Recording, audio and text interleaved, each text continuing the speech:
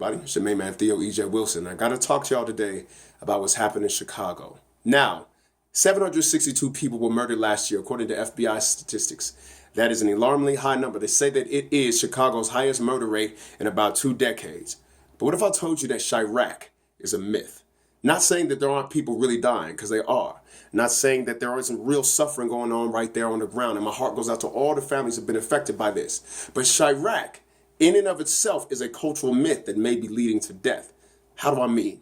I need you to study the Vice effect. This was first studied in the 1980s, where the place that you know as South Beach, Miami, prior to the show Miami Vice, was a rundown rat hole. But when the show came on, and you saw it as glitz and glam in Miami, the actual city of Dade County began to invest real money and real resources allocated to redeveloping South Beach so that it fit the cultural myth of Miami Vice. And what I'm saying is that something like that may actually be going on, where life begins to imitate art. And what makes me think this is the huge spike in numbers past the 492 that were killed in just 2015. So to have that go to that much of a jump, that means that something else is going on. And I'll say it like this. Prior to 2016, Chicago never even made the top 10 most violent and dangerous cities in America. In fact, cities that outpaced Chicago were as follows: St. Louis, Detroit, Camden, Flint, Little Rock, Newark, Baton Rouge, and Atlanta. All were quoted by the FBI as having a higher violent crime rate than the place that you know as Chi-Raq. So how did they crunch these numbers? What they went by is crime rates and murders per 100,000.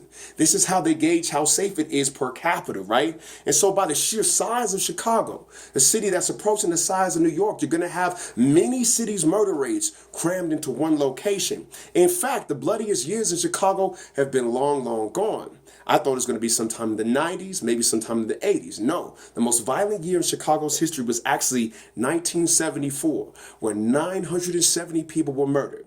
Right after that, we have 1992, where 943 people murdered. 1994, where 931 people murdered. 1991, with 928, and the year I was born, 1981. With 877 people murdered. In fact, during the time that you hear about Chi-Raq, the murder rate was between 450 and 550 people per year, which is about the same rate that it was in 1928. So what happened? I sum it up in one word: Obama. When Barack Obama took office, there was a public smear campaign that was aimed at making him seem like he was a man who abandoned his city, and that this Chicago violence situation will be linked to his reputation and legacy. But when you look at the size of Chicago versus a city like New York, who was in the 90s, had a murder rate that topped 2,000, you begin to wonder, why didn't you hear about this before? Especially when pound for pound, at the time that Chi-Raq was really popping off in the media, beginning around 2013, 2014, it had literally cut its murder rate in half by then. Well, I think that what's most interesting is this. When we look at what Chicago is today, we must look at what it was in the past. Chicago is a place that Dr. King called the Mississippi of the North. He said it was the most racist place he had ever seen outside of the burning South.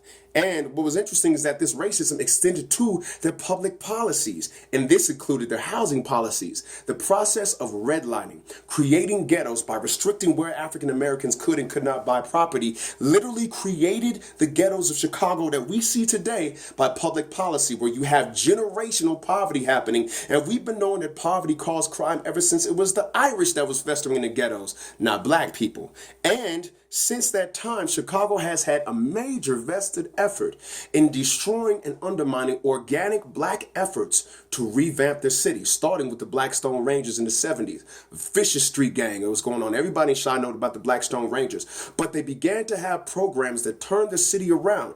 Then, when they began to show that they were effective, the police started locking up certain leaders in the Blackstone Rangers. Then you have the Nation of Islam, right? Farrakhan lived out there for a while. Now, the Nation of Islam had security contracts to patrol very, very dangerous projects in New York, including Cabrini Green back in the day. Well, the city revoked their permits to patrol. And then finally, you have the violence interrupters. Great documentary was made about them. This was exactly what Chicago needed. Organic street folks who have reputations, who had clout in the hood, banded together, and they put themselves on call to say, every time you see something popping off, call us. And they began to put their bodies in the way of developing crime situations. What happened?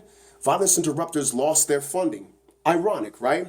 What I'm trying to say is this: never underestimate a city that is this invested in inequality. There's some shady shit going on in Chicago, and it's going all the way to the top of the government. And I'll give you an example that everybody knows about. The cover-up of the murder of Laquan McDonald, 16 shots. Nobody talked about that. And in the cover-up, it's in all the way to Rahm Emanuel, where they tried to literally hide the dash cam that showed him being shot even after he was down. Second, gangsters and OGs are reporting boxes of guns being left in the alleys. And nobody's trying to say where these guns, these exotic weapons. You can't buy these at no gun store. You can't buy these at any kind of a sporting goods outlet. These are guns that are specifically placed there, and nobody wants to take accountability for them. And finally, I think the most damning thing about Chicago, and the thing that most really resembles Iraq, is those black sites, the torture sites, places like Homan Square. How the hell is nobody talking about Homan Square and the 4 black sites that have been located in Chicago, where at least 7,000 American citizens have been disappeared in the holes in the ground where nobody knows where they went? They're not allowed to contact lawyers. There have been incidents of torture, sodomy, and a death has already been reported. So you got to think about this. If a city's going to do that, what won't it do? How do we know that some of the murders that are taking place in Chicago aren't done by government and undercover police hands? These are the questions that need to be asked, okay? Because these are your tax dollars. So you tell me what's worse. A toddler being shot by somebody who's a gangster but a civilian versus a black site operated by government officials that nobody's talking about, that's paid for by your tax dollars. There's a difference between the crimes committed by a civilian and the crimes being committed by a government employee paid to serve and protect. It's time for us to do our own research, because there's more than meets the eye about the place we call Chi-Raq. Till next time, I'm your main man, Theo E.J. Wilson. Out.